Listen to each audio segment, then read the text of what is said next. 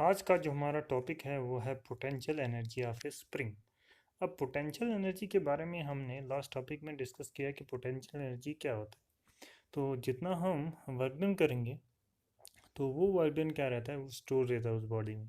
तो उतनी उसमें उस बॉडी में पोटेंशियल एनर्जी आती है। मीन्स अगर हम थोड़ा सा वर्क डन करेंगे तो उसमें पोटेंशियल एनर्जी भी उतनी कम आएगी। अगर हम थोड़ा ज़्यादा वर्क डन करें तो उसमें ज़्यादा पोटेंशियल एनर्जी आएगी उस बॉडी में। ठीक है। अब हम बात कर रहे हैं potential energy of A spring की। तो इसमें सबसे पहले हम कुछ बेसिक पॉइंट डिस्कस करेंगे कि इस केस में we assume that the spring are massless. कि हम जब भी पोटेंशियल एनर्जी ऑफ स्प्रिंग के बारे में डिस्कस करें तो हम जो स्प्रिंग लेंगे उसको एज्यूम करेंगे कि वो मासलेस है। तो अगर वो स्प्रिंग मासलेस है तो दैट मीन्स उसकी जो रेस्टोरिंग इलास्टिक फोर्स है वो हर जगह सेम होगी।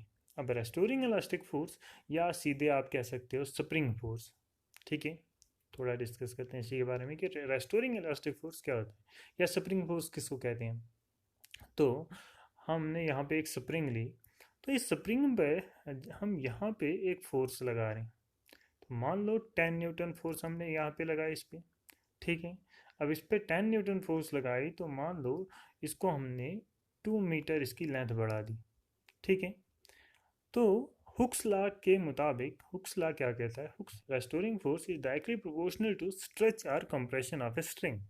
क्या कहता है कि रेस्टोरिंग फोर्स जो है वो डायरेक्टली प्रोपोर्शनल है किसके, कि आप उस स्प्रिंग को कितना स्ट्रेच कर रहे हो या उसको कितना कंप्रेस कर रहे हो।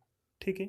ये हुक्स लॉ कहता है। क्या कहता है कि रेस्टोरिंग फोर्स या स्प्रिंग फोर्स जो है वो डायरेक्टली प्रोपोर्शनल है कि आप उस स्प्रिंग को कितना स्ट्रेच कर रहे हो या कितना कंप्रेस कर रहे हो। तो यहाँ पे क्या कर रहा हूँ मैं, यहाँ पे मैं इसको स्ट्रेच कर रहा हूँ, मैं इस स्ट्रिंग की लेंथ को बढ़ा रहा हूँ कितनी, 2 मीटर।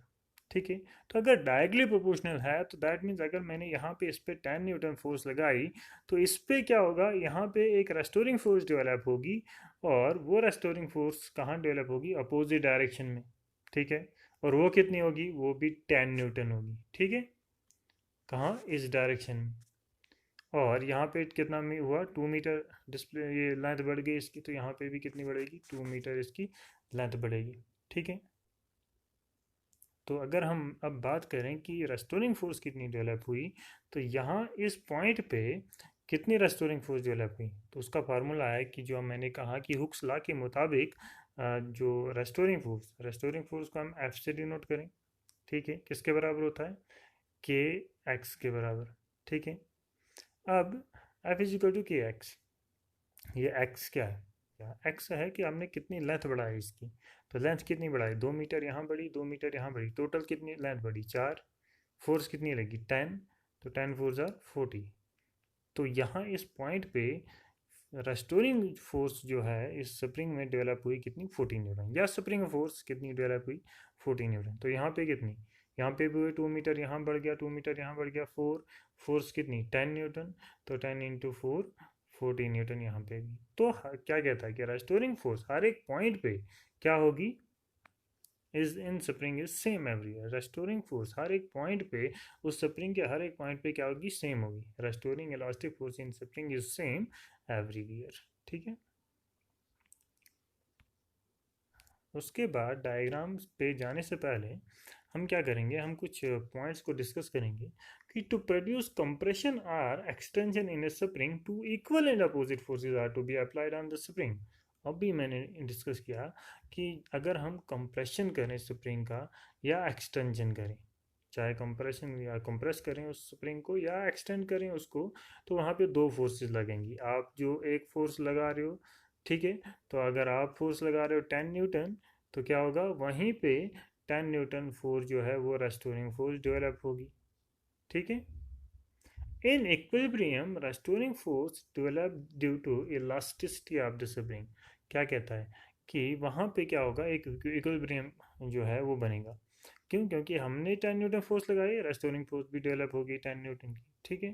तो एक इक्विलिब्रियम बना वहाँ, किसकी वजह से, उस स्प्रिंग की इलास्टिसिटी की वजह से। हम देखते हैं कि स्प्रिंग में क्या होता है, इलास्टिसिटी होती है। अगर हम स्प्रिंग को कंप्रेस करें तो क्या होता है, जी हम कंप्रेस करते हैं तो हम महसूस करते हैं कि वहाँ पे एक अपोजिंग फोर्स लगती है जो हमें अपोज करती है। ठीक है, महसूस, या हम स्ट्रेच करें स्प्रिंग को तो थोड़ा जोर लगता है कि जो ही हम उसको छोड़ दो वो वापस जाती है। दैट मीन्स हमें क्या कर रहे हैं, हमें एक फोर्स जो है वो अपोज कर रही है।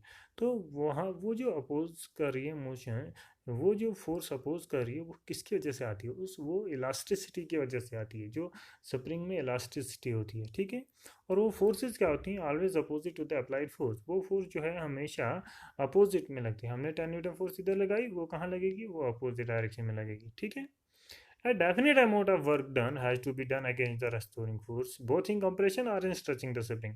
चाहे आप कंप्रेस करो स्प्रिंग को, ठीक है, या फिर स्ट्रेच करो स्प्रिंग को, तो क्या होगा कि वहाँ पे एक वर्क डन होगा उसकी वजह से। जो आपने कंप्रेस किया तो दैट मीन्स हम आपने क्या किया, आपने फोर्स लगाई और उसको स्प्रिंग की लेंथ को कम किया, दैट मीन्स उसको डिस्प्लेस किया, तो वर्क डन हुआ।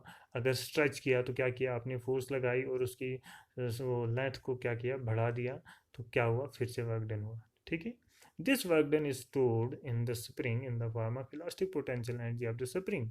यही वर्क डन उस स्प्रिंग में स्टोर रहता है और उसको हम किसकी शक्ल में, इलास्टिक पोटेंशियल एनर्जी की शक्ल में। जिस तरह हम एक बॉडी में वर्क डन करते हैं, हमने एक बॉडी को सरफेस से ऊपर उठाया तो दैट में वर्क डन किया, उसमें क्या रहा, उस वर्क डन की वजह से क्या हुआ, उसमें एक एनर्जी स्टोर रही, उसको हमने कहा पोटेंशियल एनर्जी। यहाँ पे आपने एक स्प्रिंग को कंप्रेस किया या स्ट्रेच किया, ठीक है, तो क्या किया, वर्क डन किया, तो उस वर्क डन की वजह से उसमें एक एनर्जी स्टोर रही, जिसको आपने कहा elastic potential energy of the spring. ठीक है, अब इसको कैलकुलेट कैसे करें, तो कैलकुलेट कैसे करें उसके लिए हम यहाँ पे इस डायग्राम को देखें। To calculate it consider an elastic spring O A of negligible mass. सबसे पहले हम माने कि ये जो स्प्रिंग है ये इसमें कोई मास नहीं, नेग्लिजिबल मास है इसका। ठीक है, इसको हम अटैच करें कहाँ, ओ पे, ठीक है, फिक्स कर दें वहाँ उसके साथ, और यहाँ इस एंड पे ए पे हम इसके साथ एक मास को अटैच करें। ठीक है, अब क्या है, the end O of the spring is fixed to a rigid support, यहाँ पे फिक्स्ड कर दो इसको, and a body of mass M is attach to free end A, यहाँ पे इस पे एक मास अटैच कर दो। अब क्या हुआ कि यहाँ ए पे हमने मास जब अटैच किया तो हमने क्या किया, हमने इस पे एक फोर्स लगाई। ठीक है, ये एक्स जो हमें यहाँ दिख रहा है, दैट मीन्स हमने इसकी लेंथ बढ़ा दी। कहाँ, ए से कहाँ पहुँचे हम, बी पे पहुँचे हम, तो हम थोड़ी बहुत हमने उसकी क्या की, लेंथ बढ़ा दी। ठीक है, इस केस में तो जितनी फोर्स हम यहाँ पे लगाएंगे इसकी लेंथ बढ़ाने में, उतनी क्या होगी, रेस्टोरिंग फोर्स डेवलप होगी, जो माइनस एफ में दिख रहा है। एफ मीन रेस्टोरिंग फोर्स या स्प्रिंग फोर्स हम कहें तो माइनस साइन जो है वो इंडिकेट करता है कि आपने फोर्स अगर इस डायरेक्शन में लगाए तो रेस्टोरिंग फोर्स कहाँ, अपोजिट डायरेक्शन में प्रोड्यूस होती है, तो उसकी वजह से नेगेटिव साइन उसमें आता है। ठीक है, तो हमने क्या किया, हमने फोर्स लगाई इसमें लेंथ बढ़ाने के लिए, तो क्या होगा उस वक्त यहाँ पे एक रेस्टोरिंग फोर्स डेवलप होगी। जितनी हम यहाँ पे फोर्स लगाएंगे उतनी रेस्टोरिंग फोर्स डेवलप होगी, जो अभी हमने डिस्कस भी किया। ठीक है, ये तो एक केस है। दूसरे केस में यहाँ हम स्ट्रेच कर रहे हैं। दूसरे केस में यहाँ पे क्या हो रहा है, ए पे था, हमने क्या किया, उसको सी पे लिया, दैट मीन्स क्या किया, कंप्रेस किया अभी। ठीक है, अभी जब हमने कंप्रेस किया तो क्या किया, इस पे लेंथ बढ़ा दी। ठीक है, तो क्या होगा, यहाँ पे भी एक फोर्स लगेगी, जो रेस्टोरिंग फोर्स होगी। हमने क्या किया, हमने उस पर फोर्स लगाई कंप्रेस करने के लिए, तो वहाँ से एक फोर्स जो है अपोज करेगी, जिसको हम रेस्टोरिंग फोर्स या स्प्रिंग फोर्स कहेंगे। ठीक है, अब इसी को, दैट मीन्स हमने क्या किया, यहाँ पे स्ट्रेच किया, यहाँ पे कंप्रेस किया। असल में किया क्या, वर्क डन किया हमने एक बॉडी पे फोर्स लगाई, उसको डिस्प्लेस किया। ठीक है, वो वर्क डन किया। लेकिन अब वो वर्क डन क्या करेंगे, हम स्मॉल वर्क डन देखेंगे। ठीक है, तो कुछ वर्क डन किया हमने टोटल, लेकिन अब हम स्मॉल वर्क डन के हिसाब से इसमें देखेंगे कि कितनी पोटेंशियल एनर्जी इस बॉडी में आई। ठीक है, तो उसी का मैथमेटिकल पार्ट हम देखें तो सबसे पहले अकॉर्डिंग टू हुक्स लॉ के मुताबिक restoring force is directly proportional to stretch और कंप्रेशन। जो पहले ही डिस्कस किया हमने कि रेस्टोरिंग फोर्स डायरेक्टली प्रोपोर्शनल है स्ट्रेच, जितना स्ट्रेच करोगे या जितना कंप्रेस करोगे उतनी रेस्टोरिंग फोर्स बढ़ेगी। ठीक है, जिसको हम किससे डिनोट करते हैं, F is equal to K x.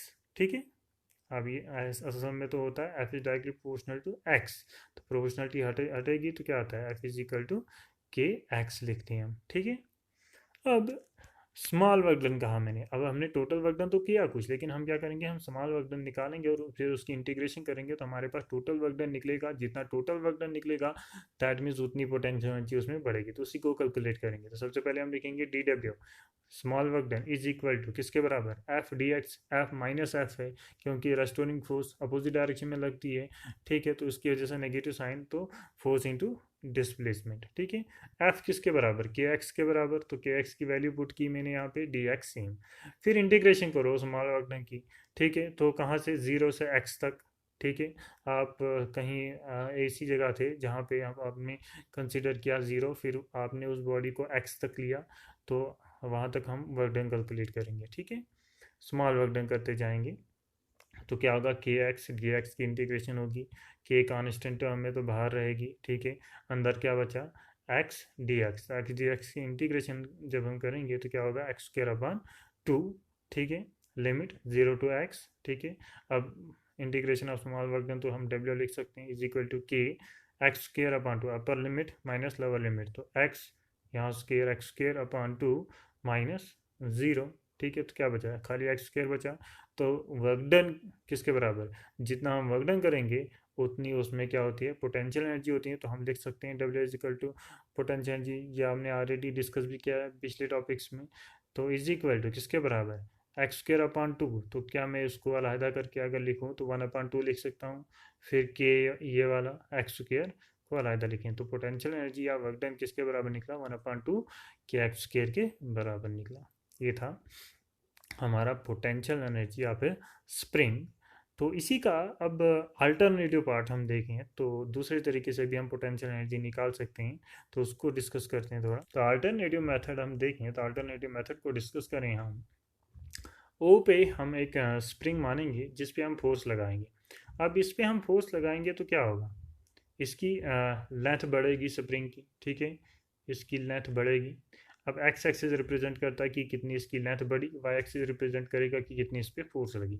तो हुक्स लॉ क्या कहता है, हुक्स लॉ कहता है कि restoring force is directly proportional to stretch और कंप्रेस, ठीक है। F is directly proportional to X, यानी रेस्टोरिंग फोर्स डायरेक्टली प्रोपोर्शनल है किसके, स्ट्रेच और कंप्रेस। तो यहाँ पे हम स्ट्रेच करें तो जितना हम स्ट्रेच करेंगे उतनी फोर्स बढ़ेगी। तो इसका ग्राफ कैसा बनेगा, एक स्ट्रेट लाइन बनेगी incline with some angle to X axis, ठीक है। तो यहाँ पे जब हम इसको एक परपेंडिकुलर ड्रा करें तो क्या होगा, ओ पी क्या हो, हमारे पास एक ट्राइंगल बनेगी। तो पोटेंशियल एनर्जी कैसे निकालें, potential energy is equal to area of triangle O P क्या हो। जब हम इसका एरिया निकालेंगे तो हमारे पास क्या निकलेगा कि कितनी पोटेंशियल एनर्जी आई उसकी, स्प्रिंग में कितनी पोटेंशियल एनर्जी आई, ठीक है। तो एरिया ऑफ ट्राइंगल किसके बराबर, one upon to base into height के बराबर, ठीक है। वन अपॉन टू से बेस, बेस क्या है हमारे पास एक्स, तो लिखा मैंने एक्स। हाइट, हाइट क्या है मेरे पास एफ, तो लिखा मैंने F. Potential energy is equal to one upon two, ठीक है। अब एफ किसके बराबर होता है, एफ होता है के एक्स के बराबर, ठीक है। तो वन अपॉन टू तो सेम आएगा, के ये वाला यहाँ पे आएगा एफ का, ठीक है। फिर बचा एक्स ये और एक्स ये, तो x into x x square, तो किसके बराबर निकली potential energy, one upon to x के एक्स स्क्र, ठीक है। ये था अल्टरनेटिव मेथड इसका। तो ये था हमारा topic potential energy of A spring. तो इसमें हमने पोटेंशियल एनर्जी भी कैलकुलेट की और साथ साथ में हमने ये भी डिस्कस किया कि कैसे एक स्प्रिंग में पोटेंशियल एनर्जी आती है, ठीक है। Thank you.